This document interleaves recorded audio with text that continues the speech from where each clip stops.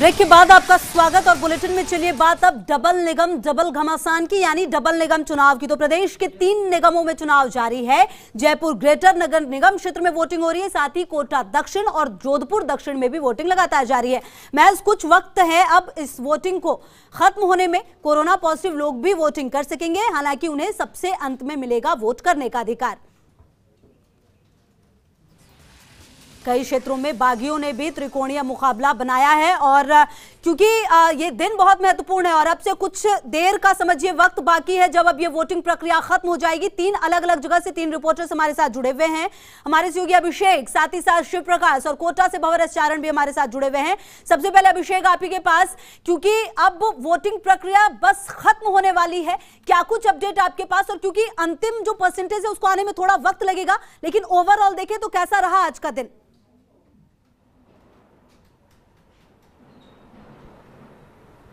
देखिए, बिल्कुल कुछ चंद मिनट ही, अब 7 से 8 मिनट ही बचे हैं जो है मतदान खत्म होने में। और 3 बजे तक का जो राज्य निर्वाचन आयोग का जो डाटा है वो जयपुर ग्रेटर नगर निगम का उसको बता रहे हैं, वो 45.83% मतदान अब तक हो चुका है। और आप देख सकते हैं यहाँ पे जो मतदान के इंतजाम खड़े हैं, यहाँ पे किसी तरह की कोई भीड़ यहाँ नजर नहीं आ रही है।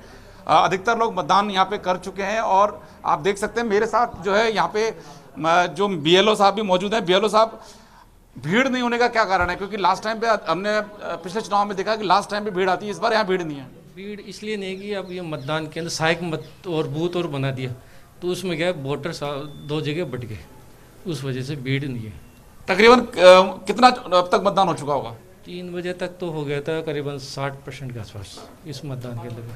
1200-1250 वोटर है, जिसको 2 भागों में बांट दिया। एक में तो कर दिया, 1 से लेके 591 तक, उसके बाद 2 है, 2 कमरे कर दिया अलग अलग। तो इसलिए सोशल डिस्टेंस का भी पूरा ध्यान रखा गया। देखिए, हम यहाँ सांगानेर कस्बे में, ये वार्ड नंबर 90 है और सांगानेर कस्बे में हम 3-4 मतदान केंद्रों का भी दौरा करके आए हैं। कमोबेश सब जगह की स्थिति यही है कि जो है मतदान केंद्रों पे भीड़ ना के बराबर है। इक्के दुक्के लोग जो है वो आ रहे हैं, बाकी जो भीड़ जैसे पहले दिखाई गई थी ऐसी भीड़ यहाँ नजर नहीं आ रही है। क्योंकि लोगों ने, आज संडे था और उस वजह से जल्दी मतदान कर लिया, बेवजह उन्होंने टाइम नहीं लगाया। और यही कारण है कि अब चंद मिनट बचे हैं और भीड़ नहीं दिख रही है। और सभी जगह जहां हम गए वहां पर अधिकतर जगहों पर सोशल डिस्टेंसिंग के लिए गोले बनाए गए। जो ग्रेटर नगर निगम है उसकी तरफ से बिल्कुल, मतलब तमाम प्रिकॉशंस लिए गए। और अभिषेक, और जैसा कि आप तस्वीरों में भी दिखा रहे हैं, बहुत ज्यादा भीड़ अब नजर नहीं आ रही। भीड़ जो है वो बिल्कुल छट चुकी है और जिनको वोट करना तो वो लगभग कर चुके हैं। हमारे सहयोगी भंवर एस चारण भी कोटा से हमारे साथ जुड़े हुए हैं। भंवर, याद है मुझे जो पहले चरण का मतदान था, ये वो वक्त था जब कोरोना पॉजिटिव लोग आए थे, बिल्कुल प्रिकॉशन के साथ उन्होंने वोटिंग की थी। क्या आज भी ऐसा कुछ मंजर नजर आने वाला है? क्योंकि आज भी उनको अंत में वोटिंग करने का मौका मिलने वाला था। ओवरऑल क्या कुछ रहा कोटा में, भंवर?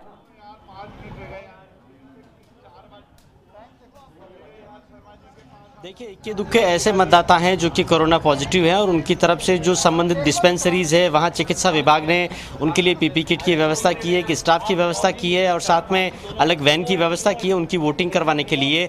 लेकिन ऐसे कई मतदाता हैं जो कि अंतिम समय में जाकर के और वोट करने से मना भी कर रहे हैं। फिलहाल कोई भी पॉजिटिव मतदाता अभी तक किसी भी बूथ पर वोटिंग करने के लिए नहीं पहुँचा है, लेकिन उनका अगर वोट होगा भी तो यही वो समय है जब उनका वोट होगा। उनका वोट होने के बाद उस मशीन से किसी और वोटर का वोट नहीं होना है।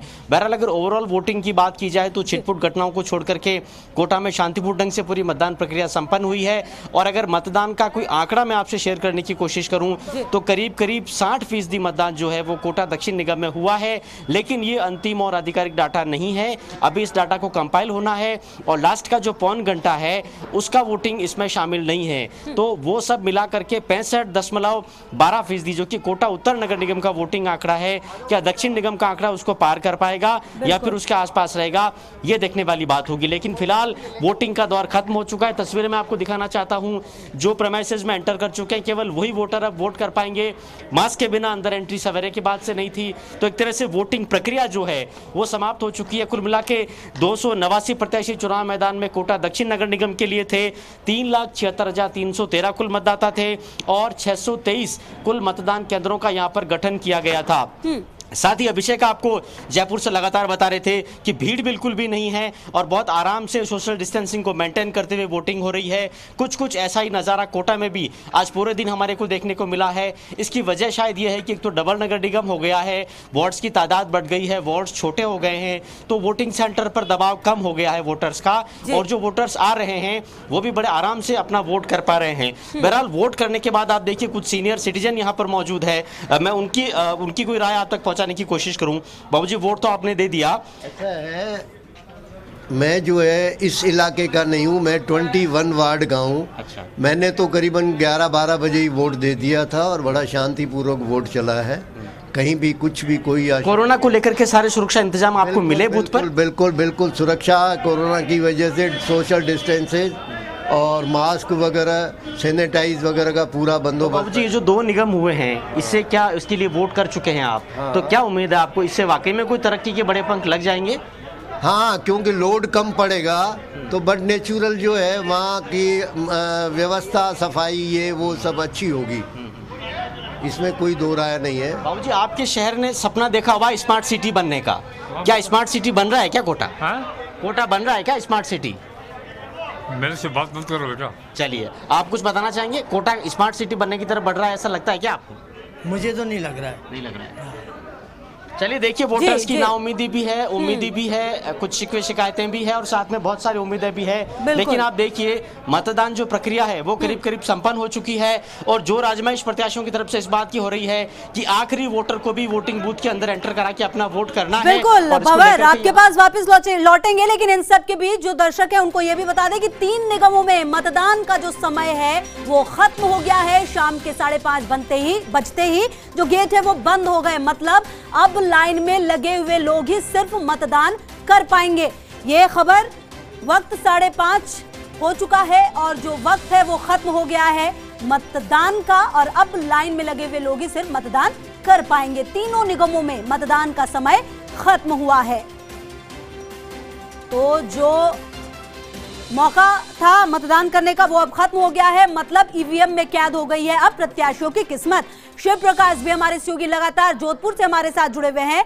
शिव प्रकाश, 5:30 बज गए, मतलब जिनको वोट देना था वो वोट दे चुके हैं, अब वही लोग लाइन में लगकर वोट दे पाएंगे जो ऑलरेडी लाइन में लगे हुए हैं। जो प्रत्याशी हैं उनकी किस्मत ईवीएम में कैद। क्या कुछ रहा जोधपुर दक्षिण का हाल?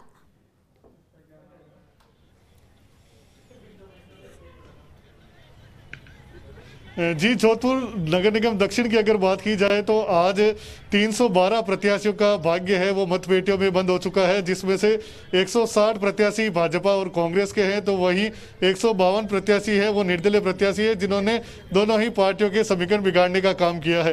5:30 बज चुकी है, अब सभी जो मतदान है उसके अंदर जाने का जो गेट है वो बंद कर दिया गया है और वही मतदाता है जो मतदान केंद्र के अंदर प्रवेश कर चुके हैं वही मतदान कर पाएंगे।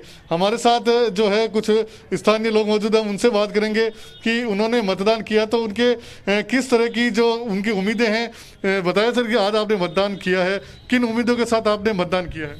हमने एक नई खोज के साथ मतदान किया है और हम इस बार चाह रहे हैं, हमको भी पार्टी के साथ न जाके हमने इस बार निर्दलीय ग्रुप में जाके चुना है, जिससे कि हमारे वार्ड और उसमें कार्य के विकास कार्य को हो सके। क्या समस्या है आप बताएं कि वार्डों में, क्योंकि पार्टियां आए चाहे कोई प्रत्याशी आए वादे करती है, क्या समस्या है जो लंबे समय से पेंडिंग है? भाई, एक तो सीवरेज समस्या अलग है, लाइटिंग की समस्या है और पानी की जो आती है, पानी तो निगम के, पर सीवरेज समस्या सबसे ज़्यादा बड़ी है। मतलब इसमें न तो पुराना पार्षद ने या कोई भी पार्टी के किसी ने नहीं काम किया उसमें। आप भी जो है युवा मतदाता के रूप में आपने मतदान किया है, क्या मानते हैं जो वादे करते हैं कितने पूरे होते हैं और क्या डबल निगम होने से कोई विकास में तेजी आएगी? सर, मेरा ये मानना है कि आज तक कोई भी प्रत्याशी जीतने के बाद वापस तो हमने देखा ही नहीं, तो इस समस्या से ग्रस्त तो हम सभी लोग हैं। हम लोगों ने इस बार यही सोचा है कि हमारे जो ज़मीन से जुड़ा हुआ जो एक कार्यकर्ता है ऐसे देखे हैं हमने निर्दलीय के रूप में चुना है। आप भी यहाँ मतदान की बहुत बताएं कि क्योंकि 2 निगम होंगे, क्या विकास तेज होगा या वही डरा रहेगा? वही डरा रहेगा, सब कोई चेंज नहीं आएगा और ऐसे चलेगा, ये आते नहीं कोई वापस। आपने भी मतदान किया तो किन उम्मीद के साथ मतदान किया है? हम तो दोनों पार्टी से आक्रोशित हैं इसलिए निर्दलीय को इस बार समर्थन दिया। देखिए, लोगों का कहना है कि पार्षद जीतने के बाद वापस उनके पास नहीं आता है, समस्याएं उनकी जस की तस पड़ी रहती है। इस कारण इस बार उन्होंने जो है एक नई सोच के साथ मतदान किया है। देखना होगा कि इनकी जो सोच है वो किस हद तक सफल रहती है, साथ ही दोनों पार्टियों के जो समीकरण है वो कितने गड़बड़ होते हैं। क्योंकि देखिए शिवप्रकाश, जितनी चाहे बीजेपी ने दावे किए हो या फिर कांग्रेस ने दावे किए हो, अब वो दावे जो है पता हकीकत चलेगा 3 नवंबर को, जो कि बहुत ज्यादा वक्त नहीं है, क्योंकि अब जो प्रत्याशी है उनकी किस्मत ईवीएम में कैद हो गई, वक्त खत्म हो गया है। अभिषेक, देखिए दावों का क्या है, जो हकीकत है वो 3 तारीख को पता चलेगा, लेकिन इन सब के बीच जो समस्या है वो मूली रही है। और देखिए कई सारे लोग, चाहे भंवर बात कर रहे थे या फिर अभी शिवप्रकाश बात कर रहे थे, कई लोग बात करने तक से मना कर देते। नाउम्मीदी के हालात ये हैं।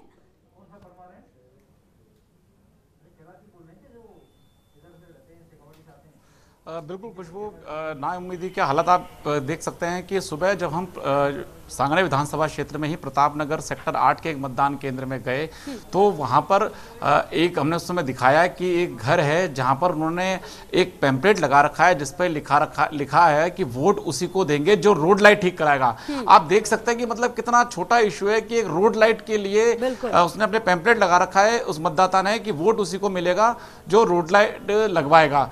क्योंकि अभी जब प्रचार के दौरान पार्षद जनसंपर्क कर रहे थे, घर घर जा रहे थे, तो उसने घर में गेट पर ही लगा दिया। तो ये आप देख सकते हैं कि लोगों में, क्योंकि जो एक पार्षद होता है खुशबू, पार्षद का काम होता है वार्ड में साफ सफाई अच्छी हो, सीवरेज अच्छी हो, ड्रेनेज सिस्टम अच्छा हो, रोड लाइट अच्छी हो। लोग उस पार्षद से केवल यही उम्मीद करते हैं कि ये सब चीजें वो हमको करा के दे दे। कई बार राजनीति इस तरह हावी हो जाती है कि चीजें हो नहीं पाती, तो कई बार लोग जो होते हैं, क्योंकि ये जो चुनाव है, पार्षद का चुनाव है, इसमें जहां एक हद तक व्यक्तिगत पहचान का आधार पर वोट दिया जाता है तो दूसरा दलीय आधार पर, तो यहाँ पर लेकिन व्यक्तिगत पहचान कुछ ज्यादा भी रहती है। इसलिए कई बार होता है कि निर्दलीय भी चुनाव जीत जाते हैं क्योंकि वो अपने क्षेत्र में पहले से सक्रिय रहते हैं। तो ये एक ऐसी कॉमन चीजें हैं। और जिस तरह से जो है शहरीकरण बढ़ रहा है, जिस तरह से चीज जो है लोग बढ़ रहे हैं, तो उस वजह से ये समस्याएं हमेशा बनी रहती है, कभी सॉल्व नहीं होती। कहीं ड्रेनेज की प्रॉब्लम है, कहीं सीवरेज की प्रॉब्लम है, तो ये हमेशा चलता रहता है। सरकार की ओर से भी इसके लिए किए जाते हैं प्रयास, लेकिन जो एक पार्षद है उस पार्षद से सबसे बड़ी बात यह है कि वो पार्षद लोगों के बीच मौजूद रहे जीतने के बाद भी, क्योंकि अक्सर लोगों को शिकायत रहती है कि पार्षद जब चुनाव जीत जाता है तो वो नदारत हो जाता है, उसके घर पे भी जाते हैं तो घर पे पार्षद मिलता नहीं है। लोग कितनी उम्मीद करते हैं कि कम से कम हम उसके घर जाएं तो वो हमें सुन ले। और देखिए अभिषेक, ये कितनी छोटी सी बात है, एक मतदाता आपको अपने वोट से ज्यादा कुछ भी नहीं दे सकता, और अगर आप उस वोट की कीमत अपने काम के जरिए नहीं तय करेंगे, नहीं देंगे, तो क्या देंगे, ये सबसे बड़ा सवाल है। और हर 5 साल के बाद जब ये मौका आता है तो इस मौके को कोशिश करनी चाहिए कि जनता की भलाई भी हो। आपके पास लौटेंगे, भंवर भी लगातार हमारे साथ जुड़े हुए हैं।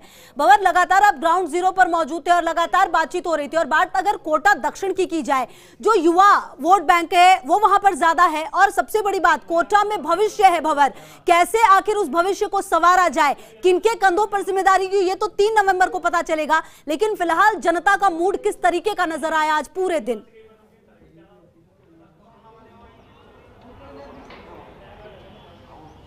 देखिए, जनता के मूड की जहां तक बात है, प्रत्याशियों का भाग्य तो ईवीएम मशीनों में अब कैद हो चुका है। थोड़ी देर के बाद जो मशीनें हैं वो कोटा दक्षिण निगम में मतदान के बाद जेडबी कॉलेज का जो स्ट्रांग रूम है वहां पर ले जाई जाएगी, और 3 नवंबर को मतगणना का दौर शुरू होगा। और शायद चूंकि ईवीएम से काउंटिंग होनी है तो शायद दोपहर तक सारे नतीजे भी साफ हो जाएंगे।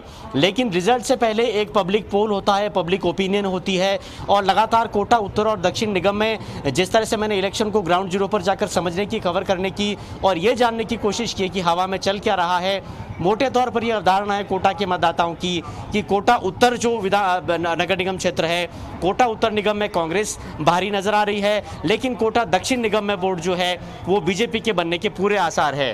हालांकि ये जो पब्लिक ओपिनियन है ये ट्रेंड उलट भी सकता है, पलट भी सकता है, नतीजे इसके विपरीत भी आ सकते हैं। लेकिन मोटे तौर पर जो पब्लिक ओपिनियन है और कोटा के मतदाताओं की मोटे तौर पर जो अवधारणा है वो यही है कि कोटा उत्तर में कांग्रेस और कोटा दक्षिण में बीजेपी। और ये बात हम बार बार बताते रहे हैं अपने मतदाताओं को, अपने दर्शकों को और आपको भी, कि कोटा दक्षिण में बीजेपी जाहिर तौर पर अपने आप को कांग्रेस से एक कदम आगे मानती है, क्योंकि कोटा दक्षिण विधानसभा सीट भी है और वहां पर लगातार बीजेपी का कब्जा रहा है। लेकिन नतीजे जो भी हों, यह शांति धारीवाल जो कि यूडीएच मंत्री है, उनकी प्रतिष्ठा दांव पर है।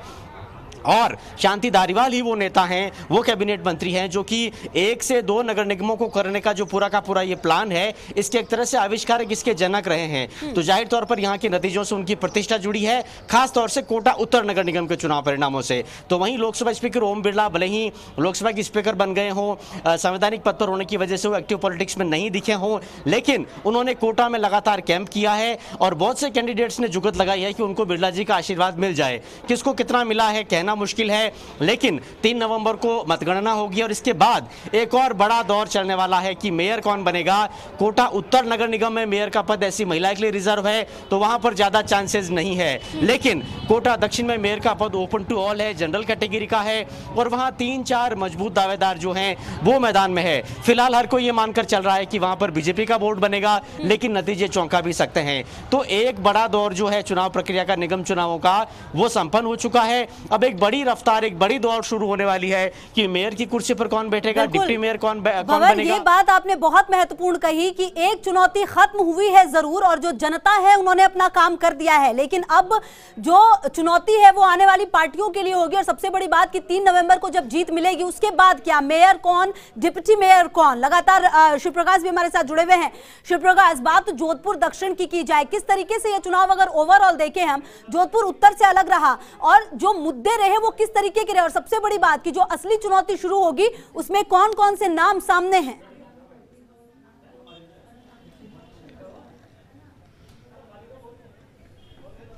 जी, मैं बताना चाहूंगा कि सबसे पहले तो बात की जाए अगर जोधपुर की, तो जोधपुर में इस बार कांग्रेस की ओर से मुख्यमंत्री अशोक गहलोत और वैभव गहलोत की प्रतिष्ठा दांव पर होगी। तो वहीं केंद्रीय जल शक्ति मंत्री गजेंद्र सिंह शेखावत ने भाजपा की कमान संभाली थी, तो उनकी प्रतिष्ठा भी दांव पर है। जैसा कि हमारे जो सीनियर साथी हैं बावर जी ने उन्होंने बताया था कि उत्तर में उसी तरह जोधपुर में की अगर बात करें तो उत्तर जो है वो कांग्रेस का जो बोर्ड है वो बन सकता है, ऐसी पब्लिक ओपिनियन है। और दक्षिण के जो है वहाँ भाजपा मजबूत है, लेकिन यहाँ भी बहुत ही माइनर मार्जिन रहने वाला है कांग्रेस और भाजपा के बीच। तो कहीं ना कहीं यह बाजी है वो भी पलट सकती है। संभावित अगर महापौर पद के प्रत्याशियों की बात की जाए तो जोधपुर नगर निगम उत्तर के लिए जो शहर जिलाध्यक्ष सईद अंसारी की बेटी है महराज अंसारी, उनका नाम सबसे प्रमुखता से है। वहीं मानसिंह देवड़ा की पुत्री कुंती देवड़ा, शैलजा परिहार, इनके नाम है वो भी जो है अगुवाई में है। वहीं भाजपा की ओर से अगर बात करें तो संगीता सोलंकी है, वो जोधपुर नगर निगम उत्तर से महापौर की दावेदार है। नगर निगम दक्षिण की अगर बात करें तो भाजपा के पास एक लंबी फहरिस्त है। इंदिरा राजपुर है जो महिला मोर्चा की जिलाध्यक्ष है, नीलम मुंदड़ा है, सीमा माथुर है। इनके साथ ही कांग्रेस की अगर बात करें तो कांग्रेस में जोधपुर दक्षिण के पास एक बड़ा नाम है भारती शर्मा, जो बीकानेर के जो महापौर थे भवानी शंकर शर्मा उनकी बेटी है, जो मुख्यमंत्री अशोक गहलोत के करीबी भी माने जाते हैं। तो अगर जोधपुर नगर निगम दक्षिण में कांग्रेस का बोर्ड बनता है तो भारती शर्मा की जो दावेदारी है वो सबसे मजबूत होगी। तो कुल मिला के 3 तारीख को जब आंकड़े आएंगे, परिणाम आएंगे, तो एक चुनौती खत्म होगी तो दूसरी चुनौती साफ हुई, क्योंकि 10 तारीख बहुत लंबा समय है। 7 दिन तक सभी जो उम्मीदवार होंगे उनको बांध के रखना, अगर निर्दलीयों की आवश्यकता होगी तो उन्हें साधना, तो एक लंबी मशक्कत और चलने वाली है। भले ही मतदाताओं की एक परेशानी है वो खत्म हो गई हो, लेकिन नेताओं की अभी जो मशक्कत है वो वापस नए सिरे से शुरू होगी, जो 10 और 11 को महापौर का चुनाव होगा तब तक चलेगी। बिल्कुल, बहुत महत्वपूर्ण बात कही शिवप्रकाश आपने भी कि जो मतदाता है उनकी चुनौती तो खत्म हो गई है, लेकिन अब पार्टियों का काम शुरू हो जाएगा, क्योंकि 3 नवंबर को रिजल्ट आएगा। उसके बाद जो बड़ी बात कही अभिषेक, देखिए कि जो उम्मीदवार जीतेंगे उनको बांध कर रखना, अगर कोई निर्दलीय जीतता है तो अगर जरूरत है तो उनको भी अपने पाले में लाना, और साथ ही क्योंकि लंबा वक्त है, 7 दिन बहुत होते हैं राजनीति में बहुत कुछ पलटने के लिए, ऐसे में बड़ी चुनौतियां हैं सामने अब आने वाले समय में पार्टियों के लिए। अभिषेक, देखिए खुशबू, जब पिछले वर्ष अक्टूबर में ही स्वायत्त शासन मंत्री शांति धारीवाल ने बाकायदा प्रेस कॉन्फ्रेंस करके ये घोषणा की थी कि कोटा, जोधपुर और जयपुर में 2-2 नगर निगम बनेंगे। कोटा उत्तर, कोटा दक्षिण, जोधपुर उत्तर, जोधपुर दक्षिण, और यहाँ पर हेरिटेज और ग्रेटर। तो तभी से जो राजनीतिक पंडित हैं वो ये दावा कर रहे थे कि जो कोटा उत्तर है, जोधपुर उत्तर है और यहाँ पर जयपुर हेरिटेज, यहाँ पर पूरी संभावना है कि कांग्रेस का बोर्ड बने। ऐसे ही जो कोटा दक्षिण है, जोधपुर दक्षिण है और जयपुर ग्रेटर है, उसमें ही संभावना जताई जा रही थी कि भाजपा का बोर्ड बने, क्योंकि इसके पीछे लॉजिक ये है कि ये जो उत्तर है, कोटा उत्तर कहें या जोधपुर उत्तर कहें या जयपुर हेरिटेज कहें, ये पुराना शहर है पुराना शहर इसका सीमांकन इस तरह से किया गया है कि ये पुराना शहर है और ये पुराना शहर वो है जहां पर कांग्रेस का परंपरागत वोट बैंक निवास करता है और परंपरागत वोट बैंक का बाहुल्य है। तो इसी आधार पर संभावना है कि जो इस तरह जो एक नगर निगम है, हर शहर में एक एक नगर निगम में कांग्रेस के बोर्ड बनने की संभावना है। जबकि जो बाहरी इलाका है, चाहे जो जोधपुर दक्षिण हो, चाहे कोटा दक्षिण हो या ग्रेटर हो, जो कि डेवलपिंग इलाका है, ये भाजपा का परंपरागत वोट है। तो इसलिए ये एक बात है कि तीनों शहरों में एक एक जो है कांग्रेस और भाजपा में एक एक जो है वोट इस तरह से रहेगा। और दूसरी हम बात करें कि जो बाड़ेबंदी हो रही है, क्योंकि 3 नवंबर को जो है परिणाम आ जाएगा, स्थिति क्लियर हो जाएगी कि कांग्रेस के पास कितने पार्षद हैं, भाजपा के पास पार्षद कितने, ये स्थिति क्लियर हो जाएगी। लेकिन 10 तारीख को मेयर का चुनाव है, ये पूरा 7 दिन का लंबा गैप है, क्योंकि जो एक्ट है, नियम है, उसमें ये संशोधन करके इतना बड़ा गैप दिया गया। जबकि पिछले जो चुनाव हुए, चाहे हम 2014 का चुनाव देखें या उससे पहले जो और चुनाव है वो देखें, हम 2009 के चुनाव देखें, उसमें कभी भी चुनाव जीतने मतदान जो मतगणना का परिणाम आता है उसमें और मेयर के चुनाव में इतना गैप नहीं था। लेकिन पहली बार 7 दिन का गैप दिया गया है। खुशबू में एक बात और बता दूं कि इसमें दिलचस्प ये भी रहेगा, क्योंकि एक्ट में जो नगर पालिका अधिनियम है उसमें यह भी प्रावधान पहली बार सरकार ने किया है। फर्स्ट इंडिया न्यूज ने सबसे पहले 1 साल पहले इसका रहस्योद्घाटन किया था कि हाइब्रिड मॉडल लागू है यहां पर। हाइब्रिड मॉडल का मतलब यह है कि जयपुर में जो जयपुर ग्रेटर है और जयपुर हेरिटेज है, ये ओबीसी महिला के लिए आरक्षित है। तो इसमें यह है कि अगर कोई ओबीसी महिला कैंडिडेट भाजपा या कांग्रेस के पास नहीं रहती है तो उनके पास ये ऑप्शन होगा कि ऐसे किसी भी व्यक्ति को जिसने चुनाव नहीं लड़ा हो उसको वो मेयर के तौर पर उम्मीदवार बना सकती है, बशर्ते उस व्यक्ति की पार्षद की योग्यता हो। तो ये सारे दाव पे जो है 7 दिन में चलेंगे कि किसके पास क्या सामान है और कौन किस तरह से आगे बढ़ता है। तो ये जो एक हाइब्रिड मॉडल है, ये सब चीजें बड़ी दिलचस्प होंगी, क्योंकि मतगणना के बाद बिल्कुल हर एक तस्वीर काफी दिलचस्प होने वाली है अभिषेक, और एक एक दिन बहुत महत्वपूर्ण होने वाले। लगातार आप सभी पर आपका स्वागत है। तो लगातार हम बात कर रहे हैं डबल निगम चुनाव की और लगातार ग्राउंड जीरो से हमारे रिपोर्टर्स भी हमारे साथ मौजूद हैं, भंवर कोटा से, साथ ही साथ शिव प्रकाश जोधपुर से और अभिषेक जयपुर से हमारे साथ। भंवर, देखिए जब ब्रेक हुआ उससे पहले जब हम बात कर रहे थे तो लगातार अभिषेक भी बहुत महत्वपूर्ण बातें बता रहे थे, लेकिन सबसे बड़ी बात है हर जगह की समीकरण अलग है। इतिहास होता है लेकिन कहीं ना कहीं तमाम चीजें ध्वस्त हो जाती है जब रिजल्ट आता है।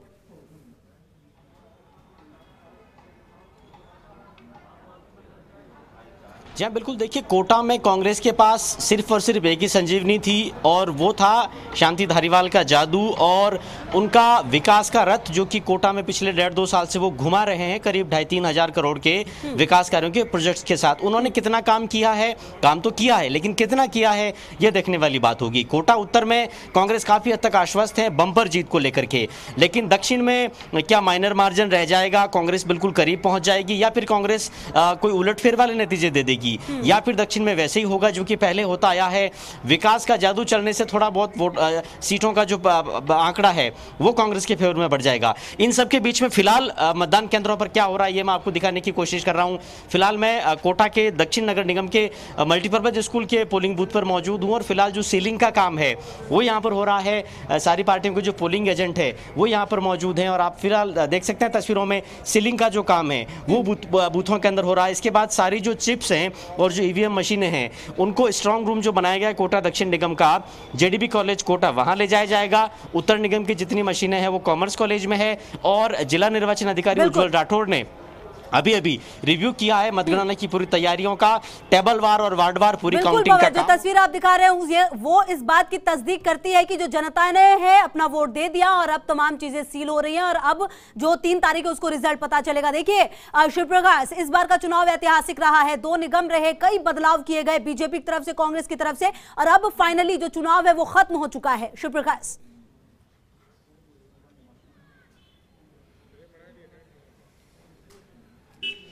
जी, चुनाव अब समाप्त हो चुका है नगर निगम उत्तर और नगर निगम दक्षिण का। अब दौर शुरू होगा कयासों का, चुनाव परिणामों के एग्जिट पोल का।